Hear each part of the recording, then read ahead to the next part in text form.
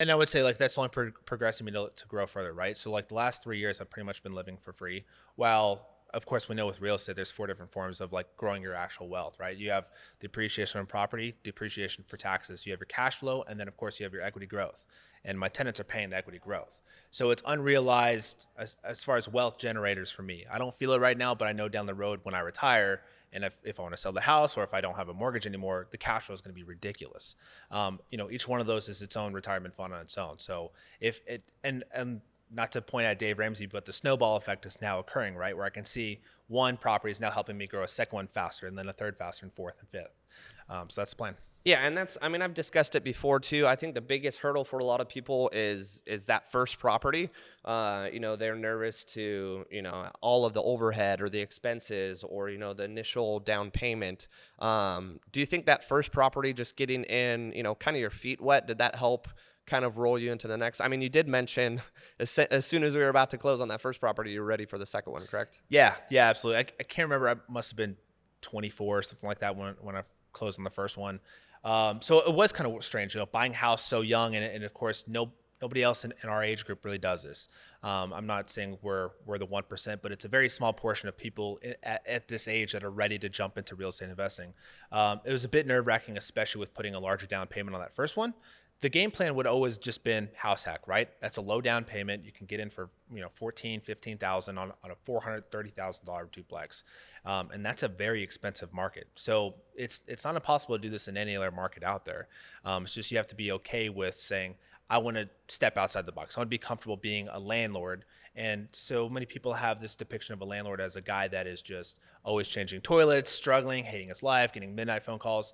I can easily say, I worked a corporate job for so many years, and I had property managers, and I love that. It gives me an extra layer of like legal protection, and they're getting the midnight phone calls. They're handling escalations. They're giving me my tax forms. I'm getting, reports from them. It's time that I want to save. And that's kind of the whole goal with this is I'm aiming for financial independence, right? So I want my time back. I don't want to be stuck to doing a job forever. So I'd like my time back, and property managers help me do that. Yeah, I think a majority of the people that watch my channel and has kind of followed my journey from day one really are interested in doing the very same thing we've done, as well as, having that financial independence. I was able to leave my corporate job way sooner than I ever thought because of my real estate career kind of taking off. I heard that you've kind of made a decision here recently. Give me some insight on that. Yeah. Some people may know, but I worked for a very large corporation for 5 years.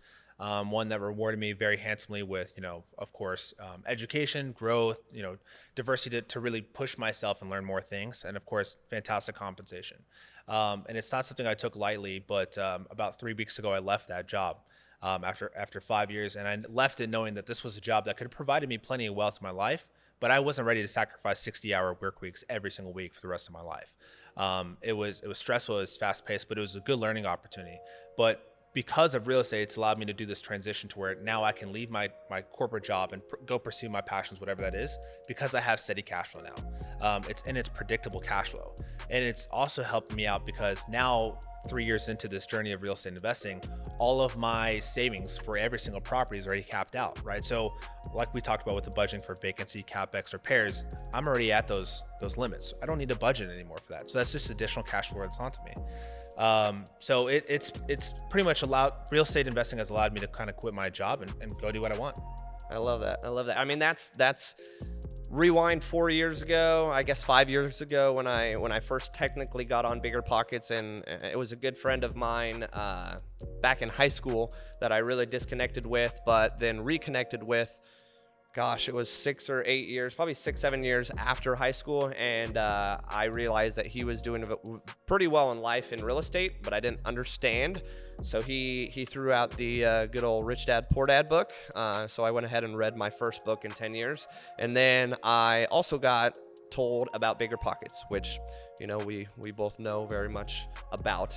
But at the end of the day, I was able to buy my duplex just similar to, you buying your three. I bought my duplex and then bought my single family, rented out the rooms in my single family house. And I was cash flowing on my duplex, and I was not paying my mortgage on my single family. And unfortunately, as a high school teacher, there wasn't a ton of money for me to have to make up. So I left my corporate job way quicker than, obviously you left your corporate job. But here we are, sitting summer of 2020. I'm sure we'll be able to look back at this video and laugh in a sense, because, you having just left your corporate job. But it's looking back myself, 3 years ago when I left my corporate job, I could never imagined, being here today. So I'm excited to see what you're going to look back and see yourself. But to jump on to some other questions for you, because I know I personally have dealt, with a handful myself, and I've not gotten to the point where I've hired property management. I'm at that point now, so anything moving forward, I definitely will. But in your sense, you're not dealing directly with tenants. Your property management company is dealing directly with tenants, correct? Yeah, that's correct. And that even applies to the tenants that are actually living underneath me right now in my current duplex. And it's not because I don't want to interact with tenants, but it's because there should be a sense of a layer between you and the actual tenant. And that could be for any specific reasons, as far as like legal issues that could occur down the road, or just you don't want to get bothered with consistent complaints or issues. For example, like let's just say like my tenant always wanted to come to me with a question or a concern or a recommendation about the property. Hey, I think you should upgrade these lights. I think you should add a fireplace. I think you should do whatever, right? Well, those are great suggestions, but I don't want to hear them all the time, and feel free to escalate that to your property manager. Same thing with like requests. Like the property management company can actually escalate and expedite any type of repair needed much faster than I can, especially if I, let's say, am traveling or enjoying my time or whatever that may be. So I found that as a very useful tool, and it's a cost, but it's a cost that I think has been very valuable for me in this industry.